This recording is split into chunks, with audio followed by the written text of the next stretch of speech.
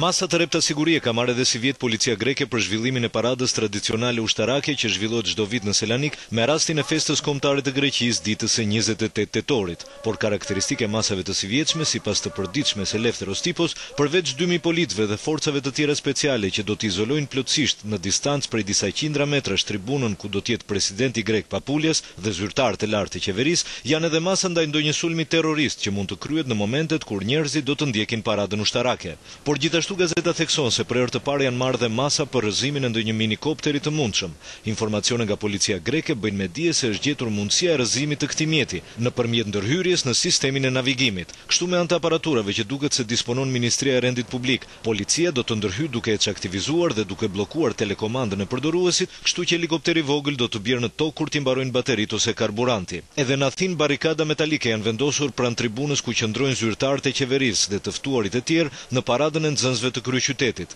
Paradat zhvillohen me rastin e përvjetorit të fillimit të luftës italo-greke në 28 tetor të 1940-s, që njihet si dita kur kryeministri asaj kohe Ioannis Metaxas i tha jo ultimatumit të Italisë Mussolinit për të hyrë pa hasur rezistencë në tokën greke nëpërmjet kufirit shqiptar, gjë që u bë shkak për fillimin e luftës. 3 vjet më parë, për herë të parë në historinë e Greqisë pas luftës, është anulluar parada ushtarake e Selanikut, pasi mijëra qytetarë të indinjuar kanë bllokuar bulevardin qendror para tribunës ku qëndronte presidenti Papoulias në shenjë proteste për masat e repta antikrizë.